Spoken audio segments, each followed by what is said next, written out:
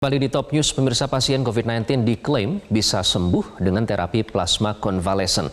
Bagaimana cara kerja dan apakah ada efek samping yang ditimbulkan? Kita langsung bergabung dengan Kepala Lembaga Eijkman, Prof. Amin Subandrio. Prof. Amin, selamat malam. Selamat malam, Mas Iqbal. Ya, Prof, kalau secara sederhana, terapi plasma konvalesen ini, cara kerjanya seperti apa sih, Prof? Ya, jadi kalau kita terkena infeksi bakteri, jamur, atau virus, maka tubuh kita akan menghasilkan antibodi. Dan antibodi itu yang akan berperan untuk mengeliminasi bakteri atau virus yang masuk. Nah, ini juga terjadi pada mereka yang terinfeksi oleh virus corona. Mereka yang sudah berhasil sembuh, itu salah satunya yang berperan adalah antibodi dalam tubuhnya, sehingga ketika mereka sudah dinyatakan sembuh, bebas dari virus, itu di dalam plasmanya ada sejumlah antibodi yang cukup tinggi yang bisa dipakai untuk membantu pasien lain yang sedang terinfeksi. Karena pasien yang sedang terinfeksi itu, karena virusnya jumlahnya tinggi, maka tubuhnya belum cukup mampu untuk mengeliminasi virusnya. Nah, itu dibantu dari luar dengan memberikan plasma yang sudah mengandung antibodi, sehingga virusnya di dalam tubuh pasien yang sedang sakit itu bisa dieliminasi, sehingga kita bisa memutuskan lingkaran infeksi di dalam tubuh pasien itu.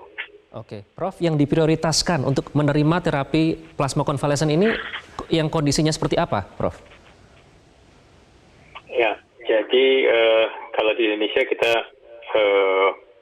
utamakan mereka yang sedang mengalami infeksi yang cukup berat. Ya, jadi pendekatan ini tidak boleh dipakai untuk pencegahan.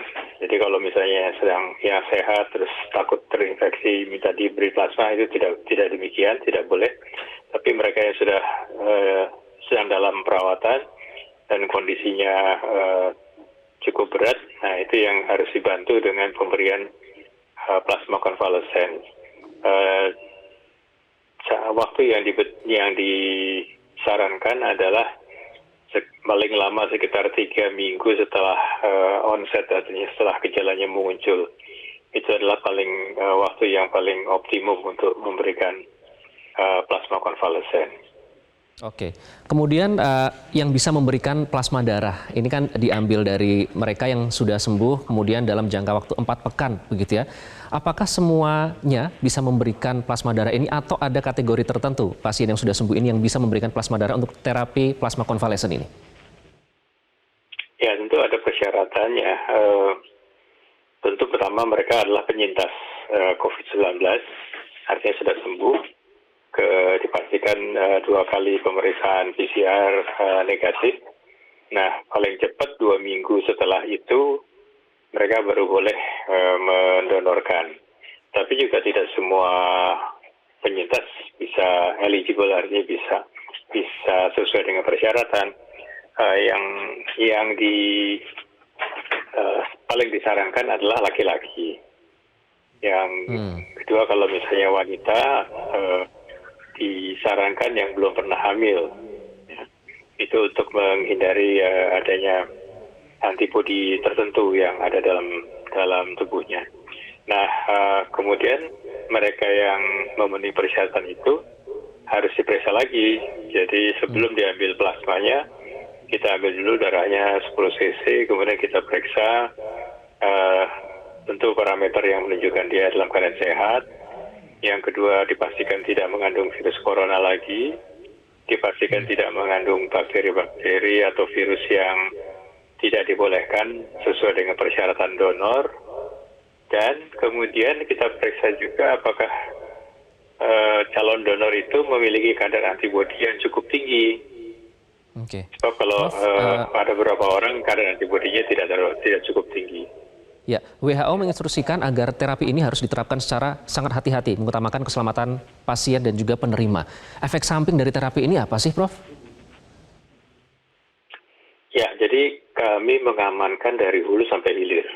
Artinya dari mulai pemilihan donor, ya, seleksi donornya, memastikan mereka dalam keadaan sehat, kemudian waktu pengambilan juga harus dilakukan dengan sangat hati-hati. Oleh sebab itu kami menyarankan diambil oleh PMI, UTD PMI, atau UTD yang sudah memiliki, UTD itu unit transfusi darah, yang sudah memiliki sertifikat, kalau bisa CPOB, artinya boleh mengolah produk-produk darah.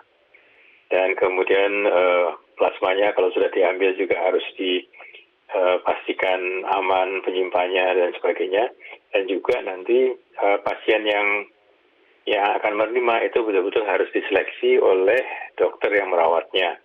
Jadi ini bukan seperti obat yang bisa dipakai secara umum, seperti obat turun panas misalnya semua orang bisa pakai. Tidak demikian. Harus betul-betul dipastikan bahwa plasma yang akan diberikan itu sesuai dengan indikasi pasien yang akan menerimanya. Ya, kondisi pasiennya dan semuanya harus dipastikan. Baik, Prof. Amin, terima kasih sudah bergabung bersama Top News Metro TV.